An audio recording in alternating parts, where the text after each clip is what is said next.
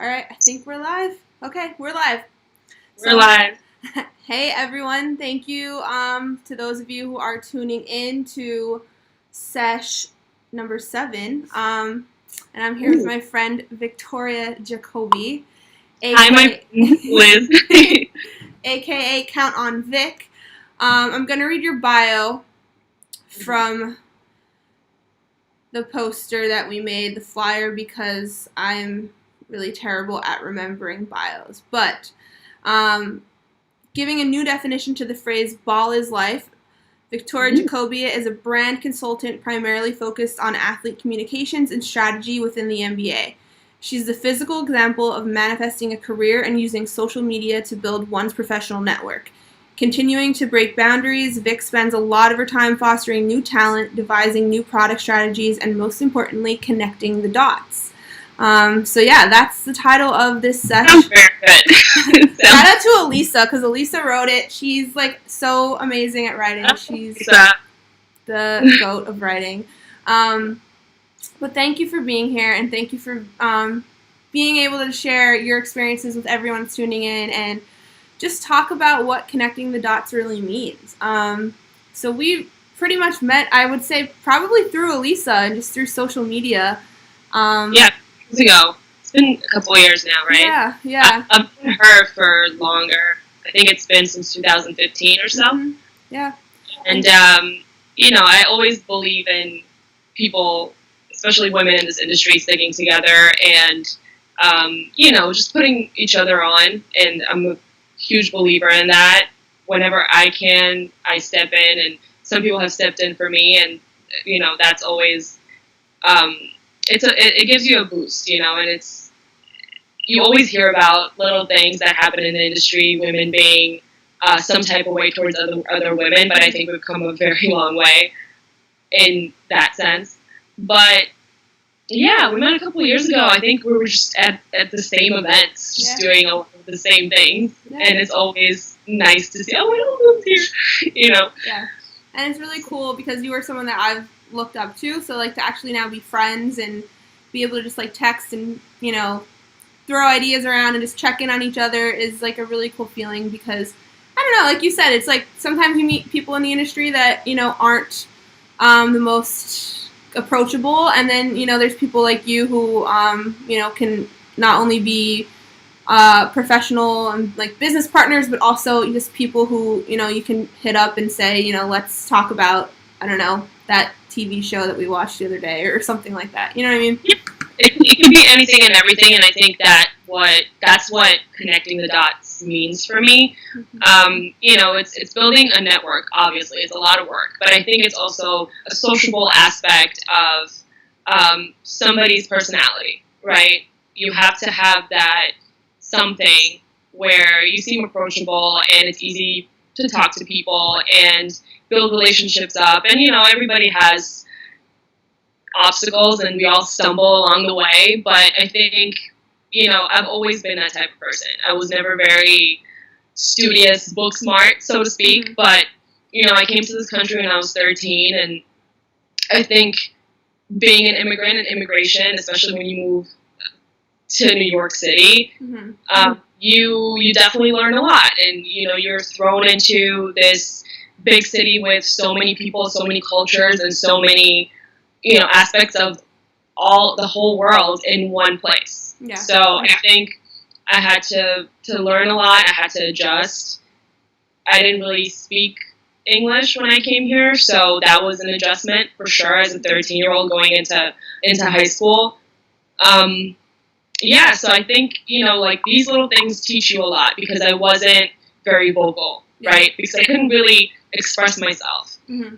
And, just all those things I think kind of built me up, and it's who I am today, and that's why I always said to myself, like, I'll never go back to that time. For about a year when after we came here, I couldn't really communicate, and that was really hard for me. Mm-hmm. So it's just, one of those things. Yeah, and I know, like, so it's great that you mentioned a lot of the challenges that come along with it, too, because I think, being from someone who might be on the outside looking in and seeing, you know, all the stuff that the amazing things that you do, you know, it's sometimes easy to not even notice or not realize, like, the trials and tribulations, I guess, that we go through to get to where we are, you know, and that's kind of why this whole series exists, to really show that, like, yes, there are people out there that are killing it, but it doesn't just happen overnight. It doesn't just, like, go from A to B. You go from, like, A to, like, C, pit stop at Z, all the way around, back to B, and, like, that's the reality, you know, you have those ups and downs. And so, yeah, you mentioned you moved to the U.S., to New York, when you were 13. 6, yeah. And I know, too, from, like, previous interviews, watching you talk with other people and just things that I've encountered through looking you up and researching you, is that part of the way you learned English was through the NBA and through Twitter. Am I correct in saying that? I think Twitter came along a little later, but just like certain slang, sure, you can say that. But yeah, the NBA, you know, growing up in Israel, I watched a lot of Fresh Prince, and I watched the NBA, and I watched tennis, and I used to play both. You know, and I think there's the terminology that you learn, so I wasn't really fluent in English yet, but I knew the NBA and basketball terminology in English. So, yeah, I think sports has always been kind of that variable, that factor that I always had. And, you know, when I came here, we moved to the city, but I used to play tennis in Queens. Okay. And every year we used to go to the U.S. Open through the New York Junior Tennis League. So I played for them for almost 6 years before I hurt my back. But, you know, that was something that I always had. And we kind of played in the more poor areas of Queens, and it was kids from anywhere and everywhere. And I was fish out of water, and I didn't know anyone or anything. And it was kind of cool to have that bond, that whatever else happened in my life was happening in my life, I could kind of disconnect when I was playing a sport. You know, and I think that's carried me for so long. Yeah.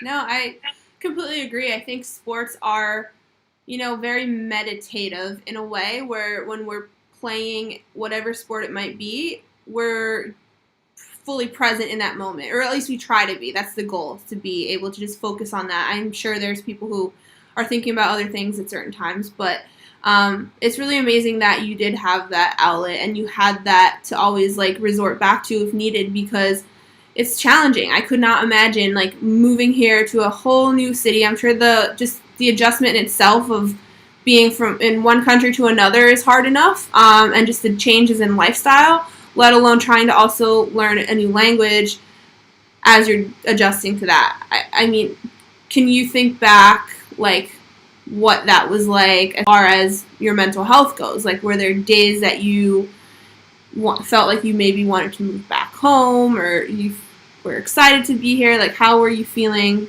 back then? So my mom got a job offer here. She's a doctor, and she was doing cancer research at the time. And she got this offer she couldn't really refuse. And my dad had always wanted to move here. He had some friends here. I was an only child at the time. You know, my little brother was 10, so he was born here in New York. And, you know, being an only child, that's another thing, right? Like, you don't really have... My parents were working every day, all day when we moved here. And, you know, they kind of let me adjust on my own. And that's not easy, right? Like, a lot of kids also, when they get here, they have English as a second language lessons and all these sorts of kind of helping tools to kind of get them through. And I had none of that. You know, my parents are two-time immigrants, and they're obviously very smart, but they kind of always did it on their own. And that's kind of how I had it. And, you know, it wasn't easy. It's not easy at all. Trying to adjust to a new country when all your family is back there. Yeah. And when we moved here, we thought it was only going to be for 3 years.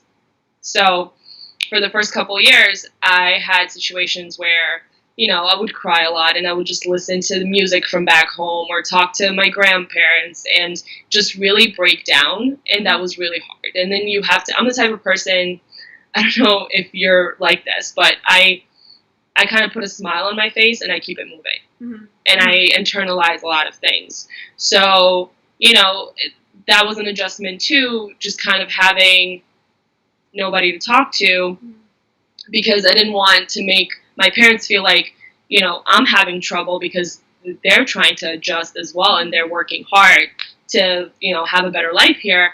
But at the same time, I realized that I wish I had said something. I wish I had, because, my grades were never bad and I was at a very good school, but, I feel like I would have done better and I would have done things maybe a little differently. But I think we all have our past, and I've always taken pride in doing my own thing and paving my own lane, and that's something that I always say, like, I stay away from corporate jobs. I kind of do my thing where it's like, what does she do exactly? How does she know all these people? And, I saw someone on Twitter once say a couple years ago, oh, she's hanging out with all these players. She's at the gym because her dad probably got her in or something. And I'm like, what? Yeah. People want to say things to make themselves feel better, and that's fine. I mean, it's social media. No one really knows you through social media, but I think, I try to show little snippets of what my life is like, and everyone follows for that extra access that I get. Mm-hmm. But, that's 6 years in the making. Yeah. Right? That's not something that just happens or it comes along. And, even if there is a parent that helps you out, you still have to pave your own lane, and you still have to be you to be successful. Yeah. Right? Yeah. Your dad doesn't carry you along every day. So. Yeah.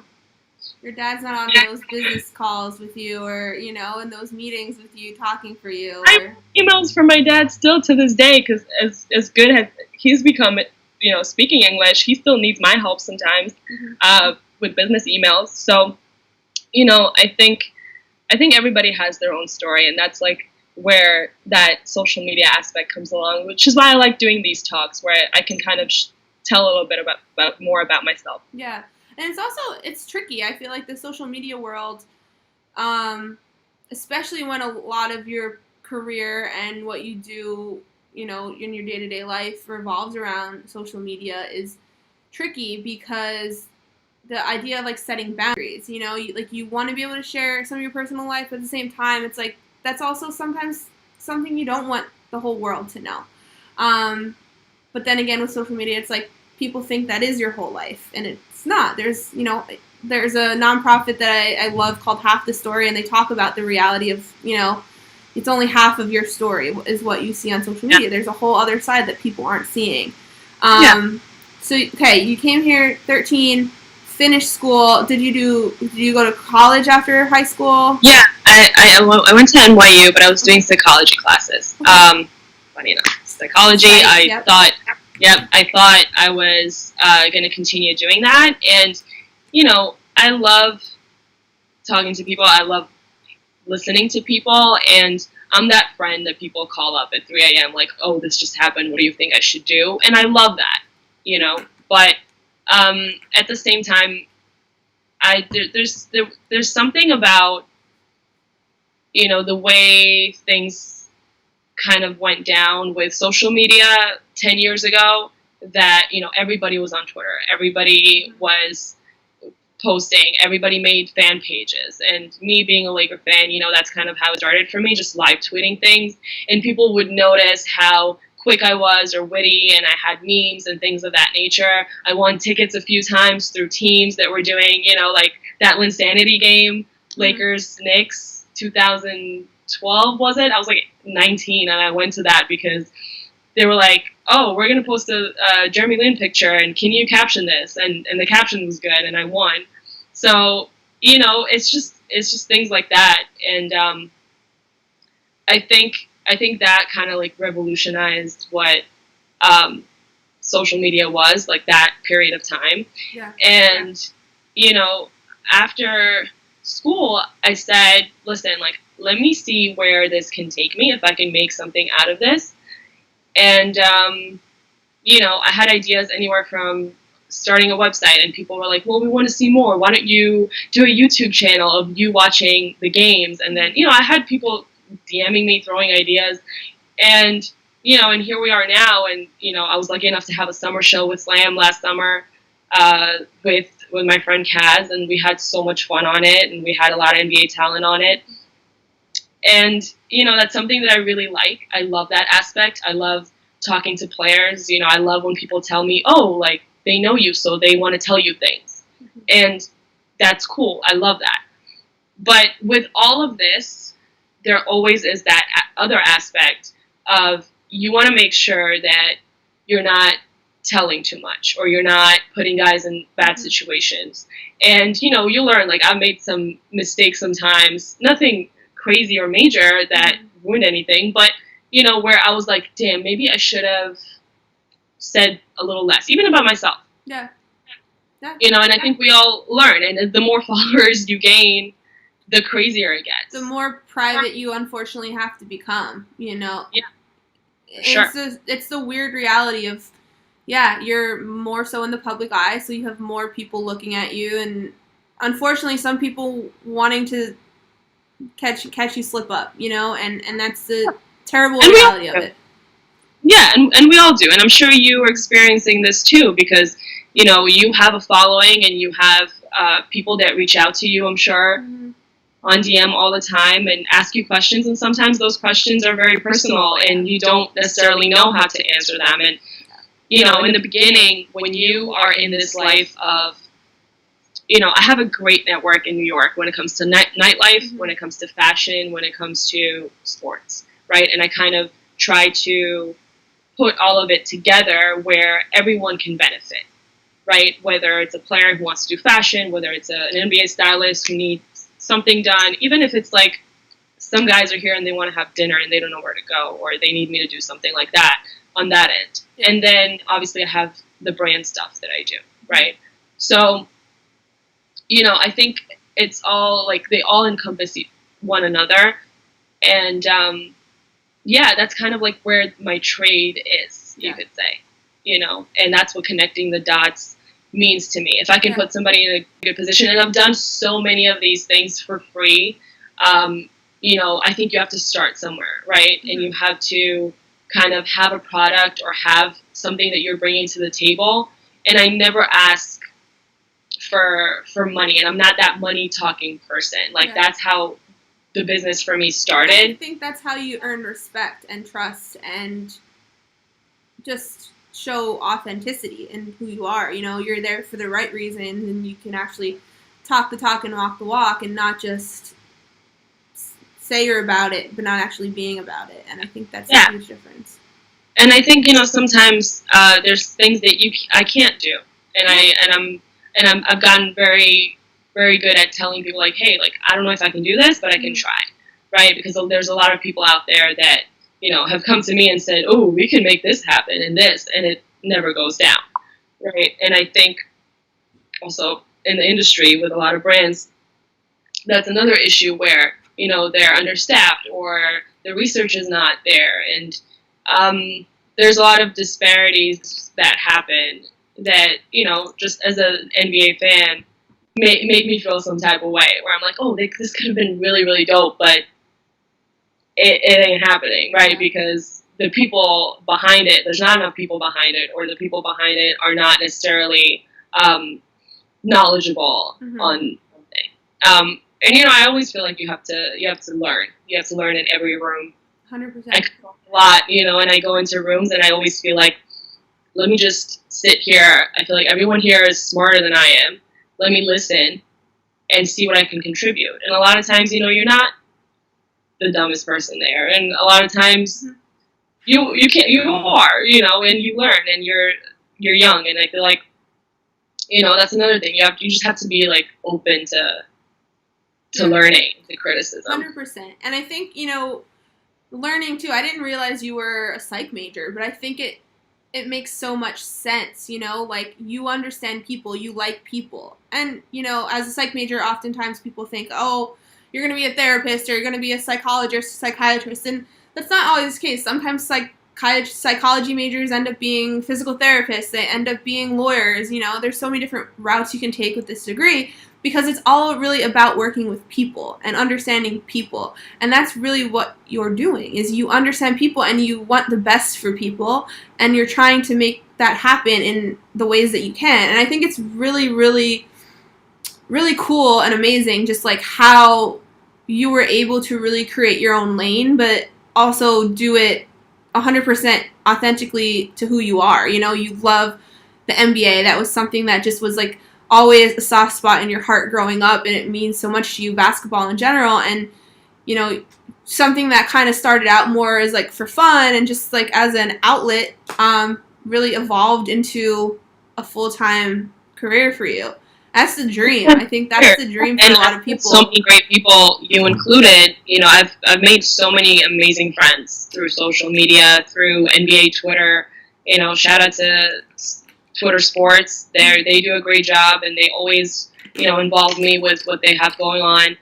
And I think it's a community, and I think every community has their trolls, but I think all of us are here for the love of the game, and that's always been the biggest thing for me. 100%. People ask me if I'm a sneakerhead because I do like sneakers. I love sneakers, that. But I don't get into the X's and O's of what the sneaker culture is. Yeah. It's not what I'm here for. I love it because I love basketball, and it's part of it, right? Elisa and I always joked about her, being the expert in sneakers, and she'd be like, "Wait, what? Who's on what team?" And then she would ask that, and then I'm the expert, but I have no idea what shoe she's talking about. She has to teach me. Yeah. But yeah, I think basketball is such a huge part of what New York is. Yeah. And when I moved here, it was a dream of mine to go to the Garden for a game.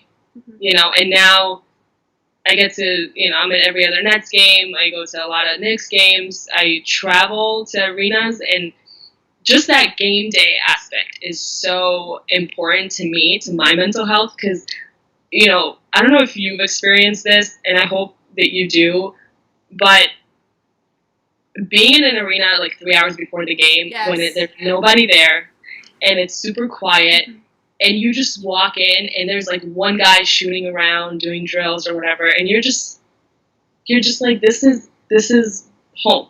Yeah. And it doesn't matter which arena it is. There's obviously the ones that I have that have a personal meaning, but Staples Center and the Garden and Barclays has become home.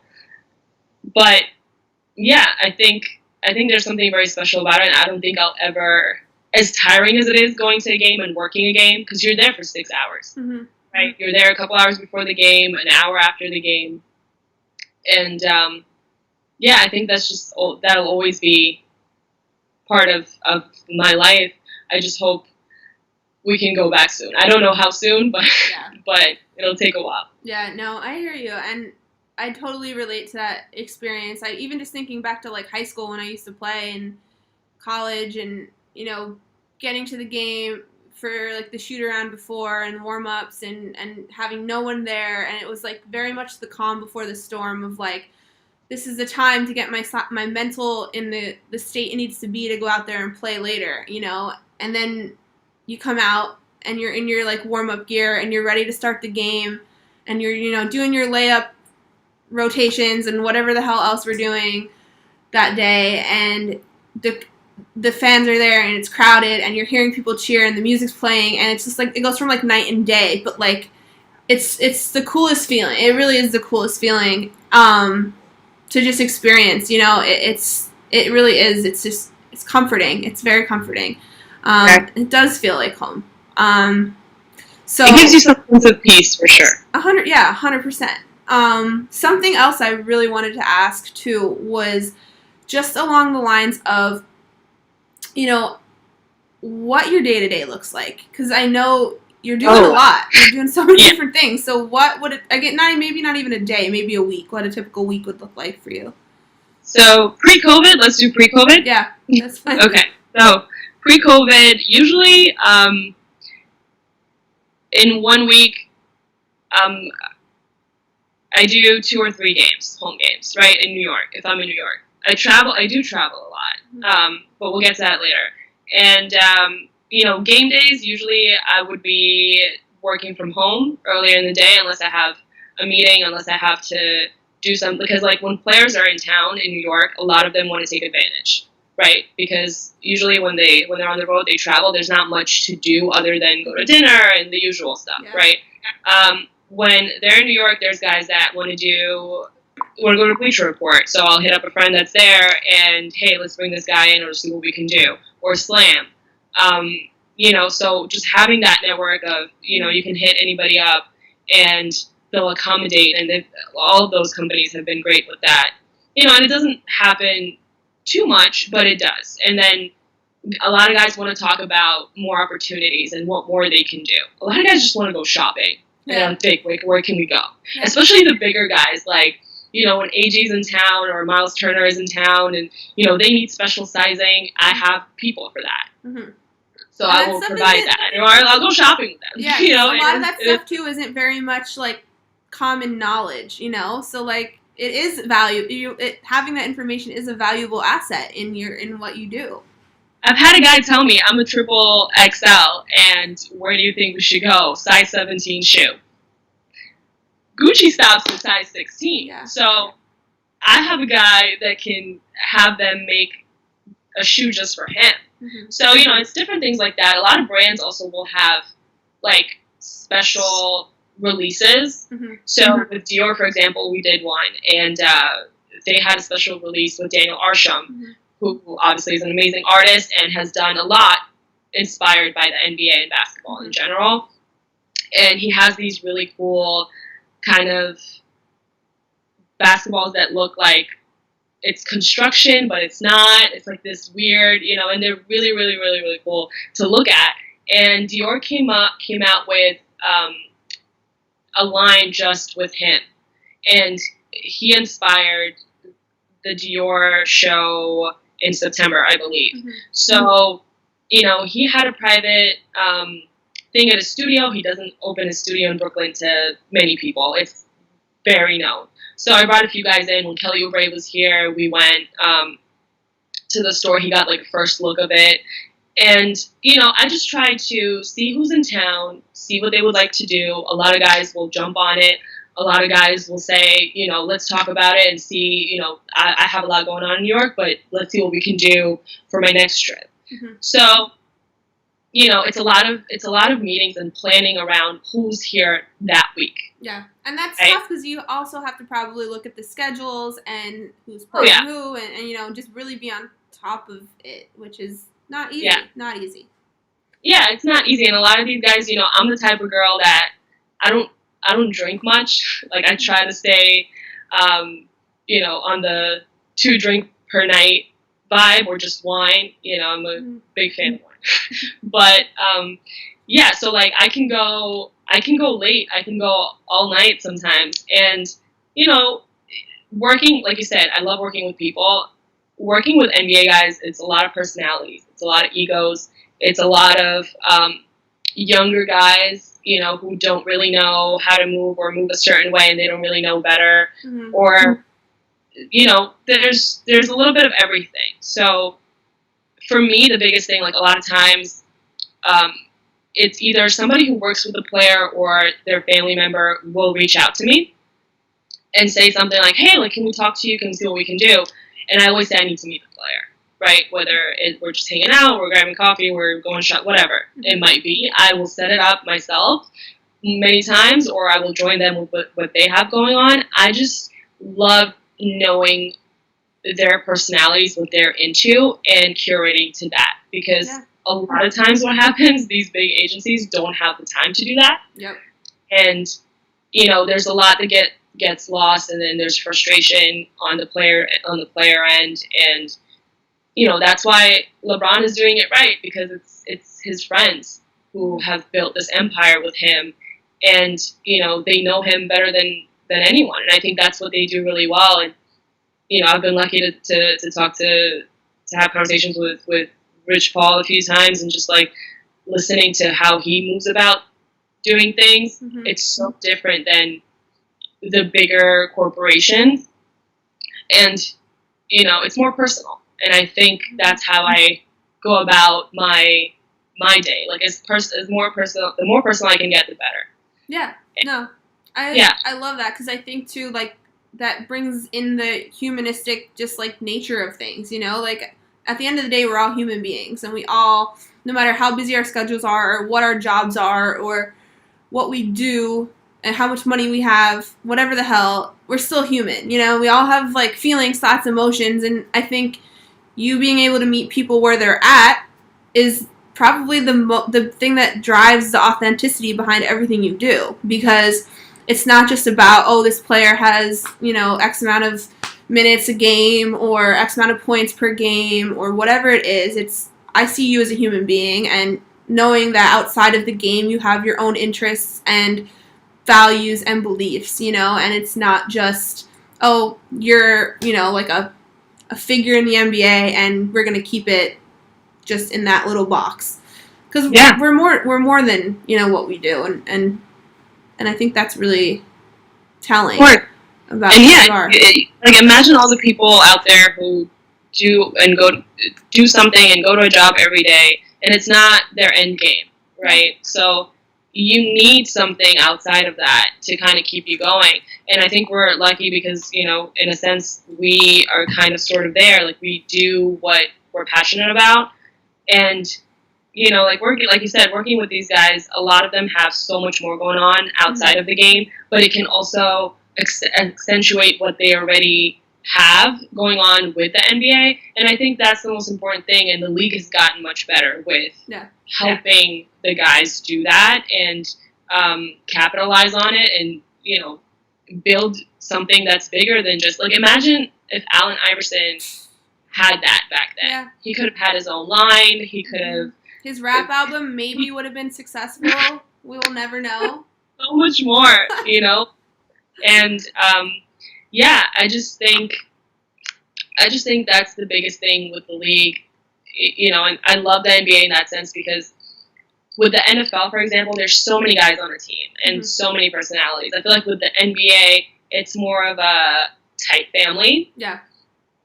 Yeah, and you can... You know, when there's a team here, you're dealing with, you know, 14 guys maybe. Yeah. So you know, it's kind of easier to maneuver through. Yeah, absolutely. So with your schedule being kind of all over the place, never really knowing from week to week what might come up, what might not come up, what are you doing for yourself to manage your own mental health? How do you set time and set boundaries to take care of yourself? Because you're doing a lot and you're dealing with a lot of personalities, and that's not easy. Liz, I haven't done it in a really long time. Just taking time for myself. You know, like every summer, my family tries to go on vacation, go somewhere. I haven't been doing that for 3 years. I've been going to LA a lot, just because there's so many off. Like, I always say, my off season is my on season. Like, when it's off season, there's so much to do, and you kind of have that schedule, right? Like, for the last 3 years, since 4 years, since 2016, I've been going to the Bay for the finals every year. So we usually have work around that time. For a couple of years, it was with franchise, starting out 2016, 2017, with the magazine. We did a lot with that. And, you know, the founders are out in the Bay, so, you know, we do a lot around that. And then NBA Twitter bringing us out, and we're doing different things there, and I always try to have meetings around that time. And then, you know, the season ends usually around this time of year, and then you have draft week here. So I'm usually at the draft. During that week, there's a lot of things going on. There's parties, you know, there's Players Tribune, there's Slam, there's a lot of things that are going on. That ends, and then, you know, the last couple of years I've been doing Go Hoop Day with Game 7 marketing. Last year we did it in LA on Crenshaw with Chris Paul, and, you know, I did that interview with him for Slam, and that was great. And, then it's the NBA awards. Then I have the Gatorade Awards I've been covering. Shout out to Kat, Karl Anthony Towns, who's a huge part of that every year. And, it's just one thing after the other. And then I kind of finish the summer, towards the end of the summer, at the runs here at Sky at the gym. And, we have guys coming in every day. And, Chris Brickley has been a friend and a great guy, and he's done a lot in that space. With Melo, obviously, Melo is one of the most respected players in the league for sure. He can just call up whoever, and guys just want to come play and hang out. And every day is so different at that gym, and it started out with, hey, we need photographers today. Oh, we have, Chris Paul and James Harden coming. And then, all these guys are just, playing in front of you. And in the beginning, I used to just sit there what? And guys would come up to me. I would bring in photographers to shoot. And guys would come up to me hey, can you text me? Can you text me the pictures? Sure, I got you. I got probably 20 phone numbers like that, if not more. Just guys just want to see pictures. And they're terrible at tagging the photographer. But, that's just an NBA guy thing. But, a lot of the guys from that time, when Hoodie Mellow started to now, have kind of created their own brand. They all have their own photographer now. They show up with a videographer. Shout out Alex Subers, because... Shout out to Alex. He's out in LA now, I think, still. Those photos from Quarantine of Matisse were great. Those star shorts, love them. Yeah. Big fan. Yeah. Shout out to Matisse. Matisse is so great. He's such a funny one because he's a rookie. He's 22, and we became friends, and we ended up going to, this is a story. We ended up going to Michael Rubin's housewarming party here in New York in Tribeca, and that room was so small, but also, with the amount of people that were there, but everybody was somebody. Mm-hmm. And I just remember Matisse being we're not supposed to be here. And I was like, this is your life now. this is what it is now, and I think a lot of the guys, for me too, now I'm used to it, but when the first time you see Leo DiCaprio out, or the first time you see Rihanna, you're just wait, what? Yeah. Me, I'm here, and then it's just, that's what New York has to offer, and you go from just being in the room to actually having a conversation and then working with those people. Mm-hmm. You kind of build that up. But yeah, what were we talking about? Why am I so bad with this? Oh, what am I doing for myself? Yes. Girl, nothing. I honestly, now that we've been in quarantine, I've been more mindful of being on social media less. Yeah. And, since September, I think right around when the season started, I started just going to sleep and not looking at my phone before bed. Mm-hmm. Not going to sleep like this, when you're just doing that and then you're falling asleep at the same time. Some days, I really just try to not reach for my phone when I wake up in the morning. Mm-hmm. So just being mindful of those things, and I love seeing that weekly report. Oh, you're down 7% this week. Screen time. Boundaries. It's hard to set those boundaries, especially when your job revolves around social at times, and it's a challenge. But I think too, how are you adjusting even now with COVID and the NBA potentially happening in July? Maybe kind of, sort of you don't have to go into too much detail if you don't want to, but that's a whole adjustment in itself. Just trying to figure out all right, what are my next moves? Because by this point, the NBA finals are done, everything's over, but now we're all right, we're going to Disney. I kind of love it because I'm a huge Disney nerd, and kind of want to move down with Brooke Lopez in his Disney home in the off season. That would be really cool and a dream, but not going to happen. So I'm going to live from the sidelines and cheer everyone on. But what are your thoughts? How are you feeling about everything? I'm just, the biggest thing for me, more than the virus, is the biggest concern would be guys coming back and getting hurt. Yeah. The injured. the injury thing, So a lot right? of time off. They have, they've had a full on off season, and they couldn't really work out like they normally would. Mm-hmm. So I think that's why some guys are hesitant to go. I hear about it every day. There's somebody else that doesn't want to go. A lot of the Blazers guys are not trying to go, and I get it. I feel like it's a tough situation. It's a tough situation for the NBA. A lot of guys do want to go because they want to get paid, and they miss the game. Whether it's one thing or the other or both, the thing with me is I'm not the type of person that's like, oh, we need basketball now. Like we need something. I think that's a little selfish, but I get that too. I get people wanting to have some type of sport to watch, especially if it's your favorite sport. I don't really watch baseball, but people are like, well, if baseball's back, would you watch it? I'm like, yeah, maybe I'll have it in the background, But that's the biggest thing for me. I just hope that they can contain the injuries.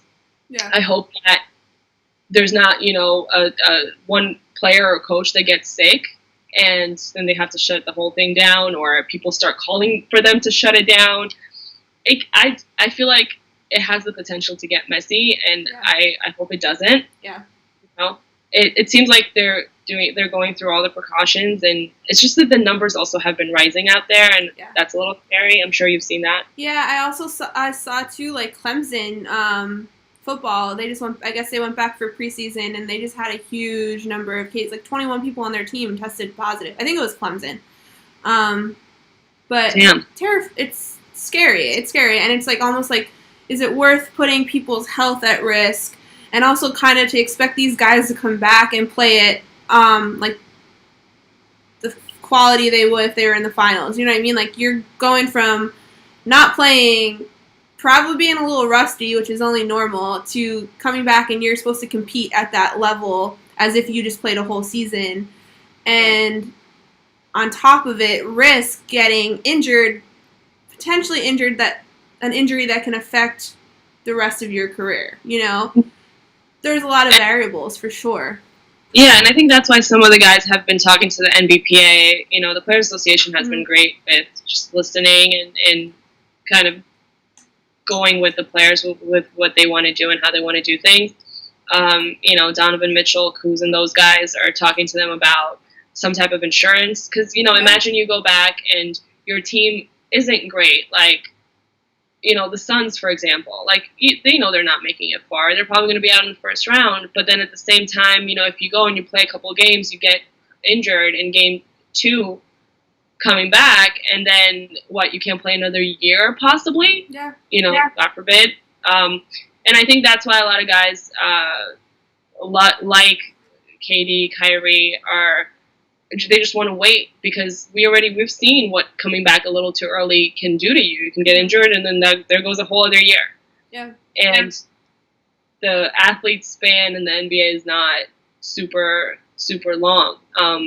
So, again, I feel no types of way about players not wanting to play because they're scared of that. Like, that's totally understandable. But also, there's that whole other thing with fans saying there's an asterisk with this championship, like whoever wins, because of everything that happened. I think because of the last 3 months and then now them coming back, I think it would mean even more if somebody won. But also, imagine some players on the Clippers don't want to go and the Lakers end up beating them. Then it's like, oh, the Lakers championship doesn't count. There's always going to be something to be said this season. But yeah, I just hope it doesn't all fall apart, and I hope people don't get really upset.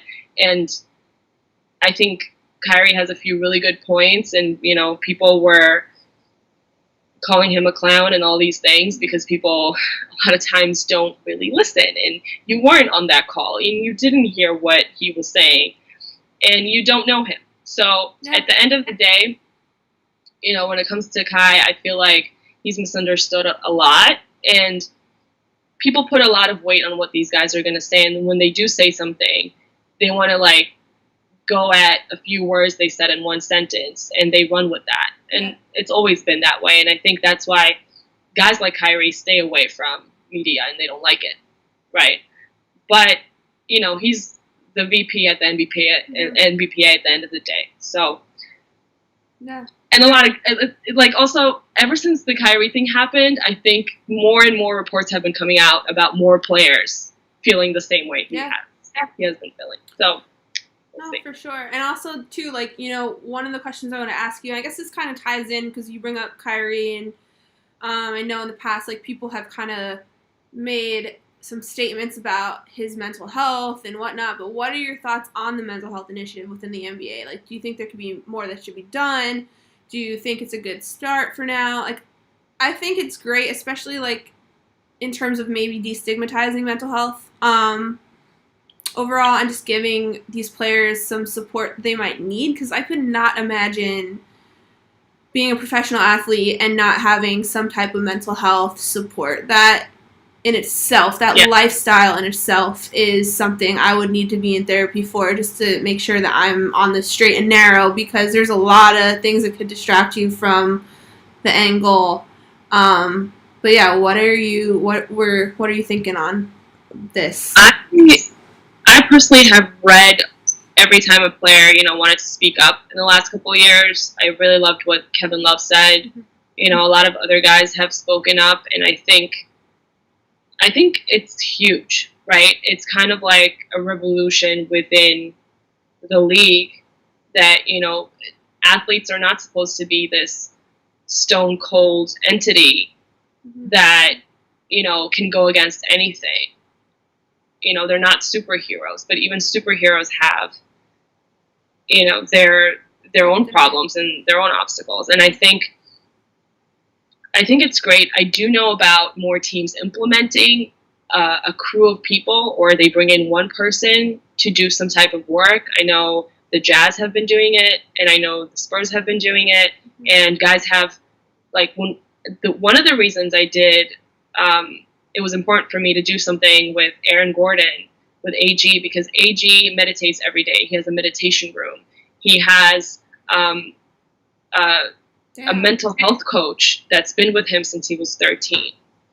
You know, and that same mental health coach has worked with those teams that I mentioned, right? And a lot of guys, like, you mentioned to me that a guy on Utah didn't really want to participate with all of it as when he was a rookie a couple of years ago.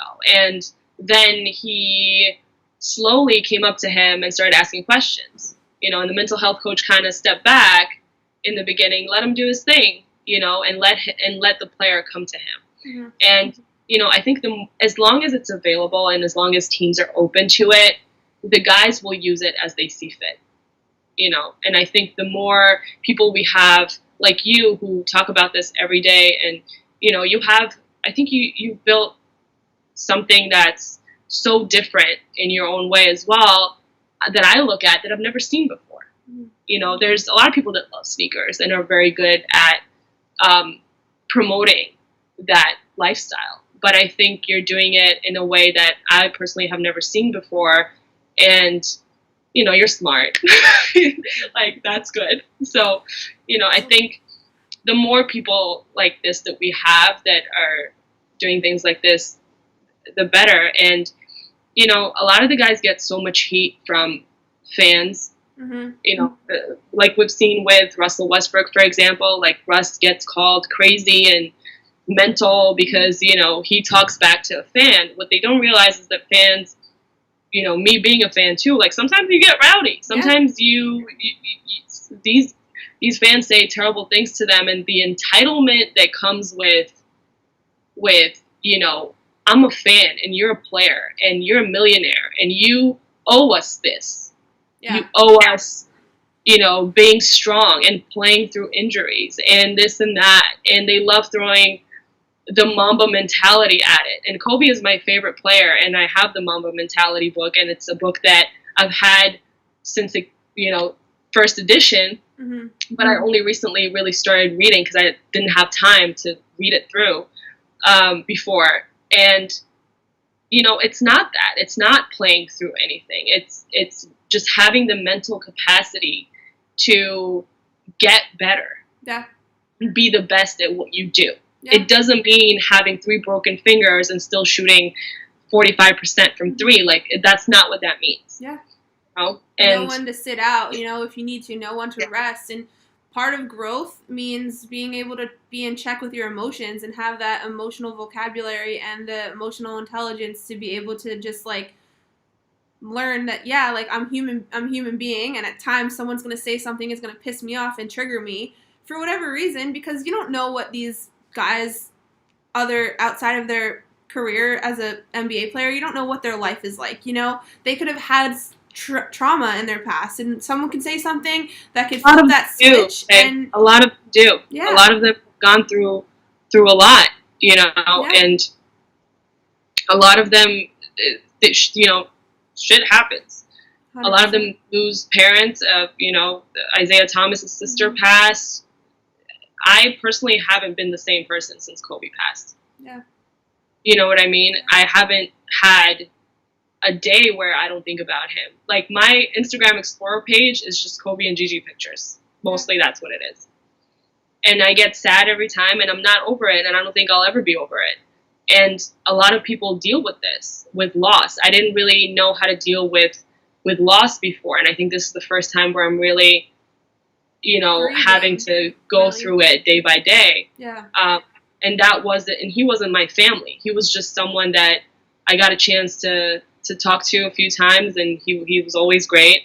And I carry that with me. But, you know, I think it was also a little cruel to have these guys play that day. You know, we saw so many guys crying. We saw Devin Booker crying on the court, and that killed me because I know Book, and I know how much he went through it. Yeah. You know, and I think it's tough, and just these guys having to go through that and still being in the moment, still like Trae Young still being able to play. Like, they're kids. They're in their early 20s. Yeah. Yeah. You know, like, I look at Book, he's 20. He's 23. He's got a 20, 23, 24. You know, and when somebody has any type of impact, even if you've never met them, some type of impact in your life, I think that counts as a loss, and I think it's hard. And the way it happened too, with Gigi being such a talent, you know, that's why I feel like we sometimes don't see the human aspect of the players. And you know, they're, like you said, they're all people. They're human beings, and they have a lot going on. And you know, with Kat's mom passing, and he was so close to her, you know, these things, you can't just block that and go play a game. Yeah. No. And I think it's very selfish to ask guys to kind of block that out. Yeah. And do their job. Because, you know, if you have a physical ailment that you're not able to play, that's excusable, right? Like, if you're sick or, you know, you break a bone, that's okay. But if our brains aren't there, emotions aren't functioning properly, why is that not acceptable? You know, and that's something I hope that this initiative can really work more toward, is not only helping the players become better versions mentally of themselves, but also more understanding and empathy as an organization that, you know, these people are human beings, and at the end of the day, like, you know, if something tragic happens like that, like, you have to let people have time to process and heal, because we're not machines. We're not robots. We don't just come out there and perform at 100%, no matter the circumstance. Like, stuff like that affects us, and it affects how we perform. Just as much as, like, I'm sure going back to you and just all the work you do on social media, and I'm sure, like you mentioned before, with the trolls that will say hurtful things, like, I'm sure that bothers you at times, you know, and it's not easy to always block that stuff out, just as much as it's not easy to block a nasty fan out from saying, you know, shit to you, because we are humans. Exactly. And, you know, and that happens, you know, it's over an NBA opinion, or it's whatever it might be. But, you know, it's mostly love. You know, I'm very, very thankful for everyone that follows me. They show so much love with everything I do. But yeah, you're right. I've had to compartmentalize better, right? Mm-hmm. To just know what I can share, know what I can't share. Because in the beginning, you know, like when I was working and doing everything, I wanted everybody to see every moment. and because I was really proud of it. Yeah. But then, you know, the second you do that, as much love as you're getting, there's always somebody that's going to have something to say when they don't even know you. And that's fine, and you live with that, and that's today's age. But it's just really knowing what you can share. And that's why I feel bad with these guys too, because social media is such a huge part of, you know, their life, and they want to share and grow their own brands through social media. But then, you know, every time they share something like that, there's 1,000 people in the comments saying, well, you should be working out right now. Why aren't you in the gym? Go to the gym.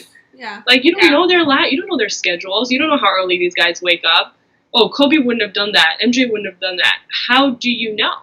Yeah. You know, I think it doesn't take away from, yes, it can be a distraction, but I don't think it necessarily takes away from what they have going on with work. Like, you can't be basketball 24/7, right? No. And a lot of times guys deal with things by playing basketball. You know, I had this conversation with Kobe. It was one of the things I wanted to talk about, just certain phases in his life that he went through where basketball is your sanctuary, but not everyone is built that way. People sometimes just need to not be around what they do every day to get through whatever they're going through, right? 100%. So, damn, we're getting deep. It's getting deep. But yeah, you know, I think as long as we keep that sentiment of humanity, right, with these guys, I think that's very important. And I hate the entitlement that people have with the players. And I'm also, people tell me I'm biased a lot of times because I'll give hype or support to a player, but that's because, you know, when you get to know these guys, it's different. Yeah. Like, I was a fan before, like 5 years ago, before I knew anybody. I was just like, you know, a 20-year-old watching the NBA and having fun with it and being a fan like everybody else. But once you meet someone, it's and most of the, I mean, I've never had a bad interaction with a player, you know, but some guys are super nice, and then you kind of want to protect that. Yeah. You know, you want to protect them and not let them become jaded or, you know, a little bit just tired of the bullshit. Yeah.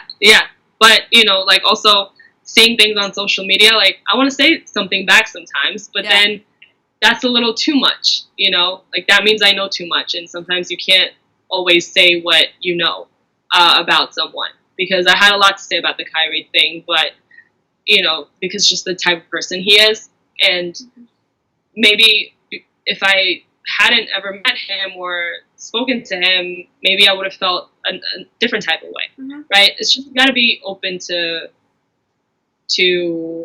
what comes with the territory. Yeah.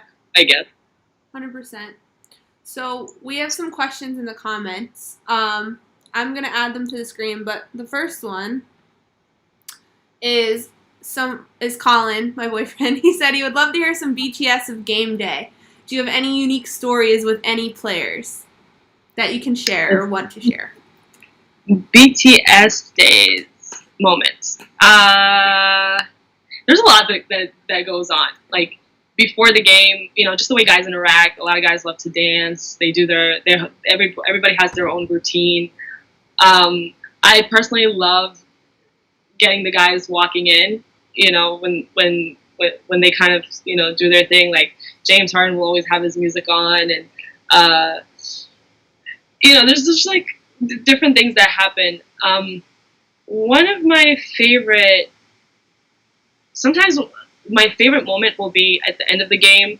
Usually I'll try to be by each bench, like, you know, like whoever's visiting, like, I'll try to be on their side, and they'll walk off, and if I'm with somebody, they'll stop and they'll take their jersey off, and things like, moments like that are great. You know, I was sitting with Sheck West and at Barclays, and you know, Aaron Ag, as a lot of people have seen, he's been doing music lately.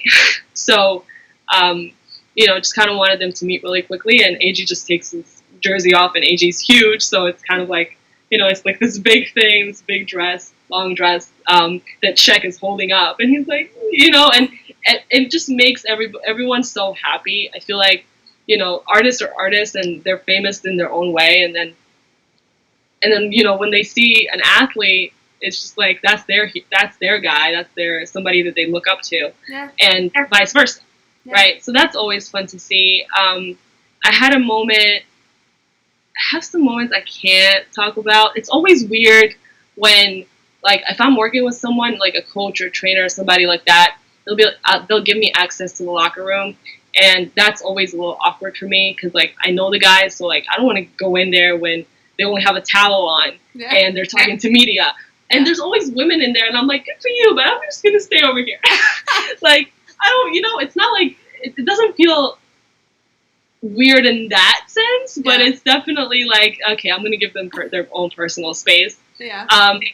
It's always fun. I had when I was at that final Laker game. So I was in LA when Corona happened and the league shut down. So at that final home game, it was Nets at Lakers, and they stopped bringing media in to the locker room. So we had the press room. And it's maybe like 12 people in there. It's very small. And Kuz comes out with Braun. And they're talking a little bit. And they're like, oh, yeah, we don't know. Like, hopefully we'll play again in 2 days. They were supposed to play the Rockets. And Braun walks off from this side by where I was sitting. And usually he's one of the, like, probably, he's top 2 people with memory. This man remembers everything. Knows everything. I think it's the X's and O's from basketball. It's like his he just like series. He's been meditating a lot too. So yeah, I don't know what it is. This man's like mind is clear. If he's seen you once, talked to you once, he'll most likely remember you. So Braun is always the type, like, when I walk by the bench, he'll be like, he'll give me that, or he'll be like this or something. He has his own little thing, and he was walking off, and I just raised my hand. He gave me a fist bump. And Amin from ESPN, my boy Amin, was sitting next to me. He's like, now you got to wash your hands. And everybody, like, the whole room laughed. And it was kind of like a joke. And then 2 days later, the league is shut down. So, yeah, that was my final moment, like, NBA arena moment before that happened. And, it's so surreal because Braun was also talking about his son playing, and he was supposed to go to a game with Sierra Kenyon, and never happened. Damn. It's crazy. But, yeah, I don't know. I'm excited for the summer. I think we're going to have some interesting content coming out of Orlando. Like I said, I just hope Mickey Mouse, it doesn't fall apart. But the shit talking, in terms of not game days, just summer runs, the shit talking is definitely fun. Like, guys like Melo is very loud in the gym. And he'll say all of it. Like, he'll say all the words. So, it's really fun to see that. It's fun to see, like, what music they're into at the time. Like, because they'll put the playlist on. And some guys are like, oh, play the new Meek. Play Meek Mill. So, it's just like getting to know them is the most fun part, for sure. Let's see. I have another question here. How do you stay motivated in a place that's so male-dominated? This question comes from Elisa. Oh, hi, Elisa. Love you. I would say I just want to break barriers. I just want to do things that people wouldn't normally think a girl could do. Like, it's always like, oh, she must be, sleeping with someone to be around the players. Or it's always some type of, like, misogynistic ideal. And I'm like, what? Like, there's so many amazing women in this industry who I promise you have never done that. And they're doing just fine. Thank you. So I think it's always it surprises people when they see the personal relationships I have with guys, or it doesn't even have to be something that is super personal. Just like them seeing me and coming over and saying hi, or me doing the same with them, and it's all love. A lot of people don't get that. Yeah.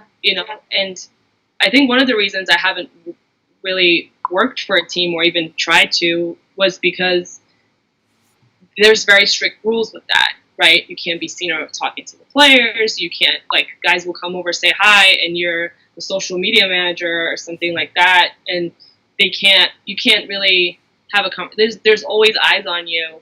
And it's the same with me, but I try to be respectful to everybody around the player, with their family members, with their agents, so I think breaking those barriers and growing that network keeps me going. And I love the game, so I always want to see what's next. Let's see, one more question we got here. What is your impression of the Last Dance special? Ooh, I really liked it. There were some lies told, but I really liked it. I thought it was cool. I had a hard time bopping around following the years. My mind was like having a hard time seeing like. I really enjoyed it. I think they should do more of these. I think I like this more than the, just the same constant topics ESPN talks about, and a lot of these networks do the same. I just think storytelling is very important, and I think they did that perfectly, right? And having MJ and Scotty and Phil and Dennis Rodman, all these guys sitting there and giving their 2 cents on things, I think that was amazing, and I really hope we see more of that. But yeah, some lies were told. I don't know. I believe the pizza story. I don't know. I believe that, but it was really. I learned a lot personally. Like I believe I'm a student of the game, and I always try to study those things. And I wasn't there for those times, right? Like I was born at the end of '92. Mm-hmm. I don't really remember those times. So seeing this in depth and coming from the players' eyes, I think they did that really well. And the music was good, and everything else was great. Yeah. Also, I think they should stop buying those jeans. But that's a whole story. This soundtrack was perfect. Yes.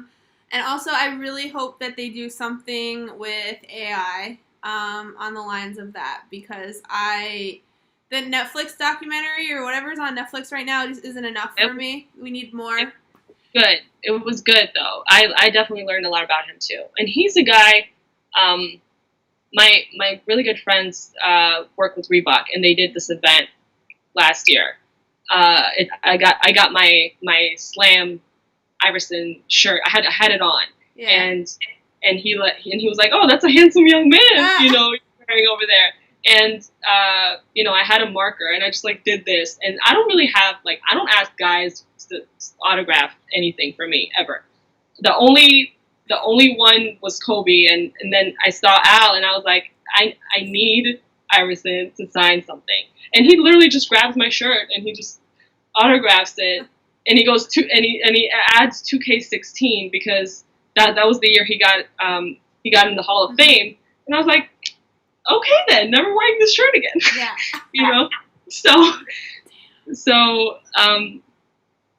I would love to see an Iverson one. I would love to see a Kobe one. I would love to see maybe a Kobe and Shaq one. Yeah. There's so many good Jason moments. Kidd. Sure. Yes. Not the Knicks part. No. But yeah. Vince Carter would be dope too. Yeah, Vince is still out here, man. Vince is one of those guys that it's always like, oh, he's still here. It's so good to see him, Yep. Very cool. I don't have many cool NBA player stories because I obviously don't work in that realm, but I do have one. I met Dikembe Mutombo on a Disney cruise and cried, so that was my story. That's it. That's all I got. This to him? I shook his hand, and it was the very last day. Long story short, went on a Disney cruise.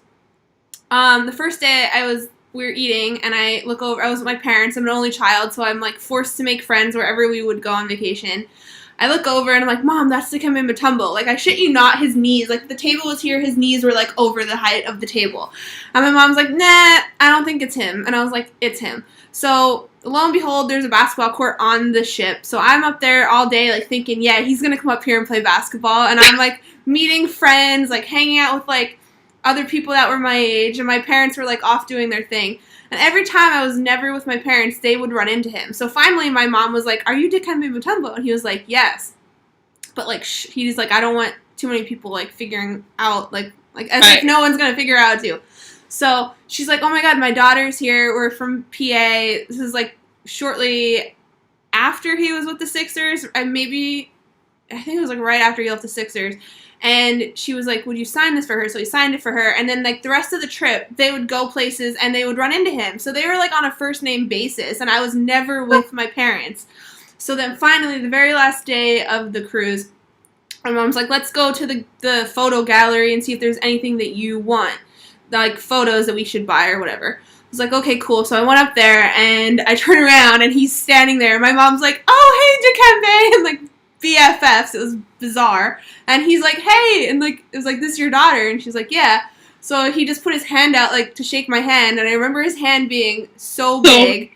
And I just started sobbing, crying. I didn't know what to say. And he panicked. He's like, don't cry, don't cry.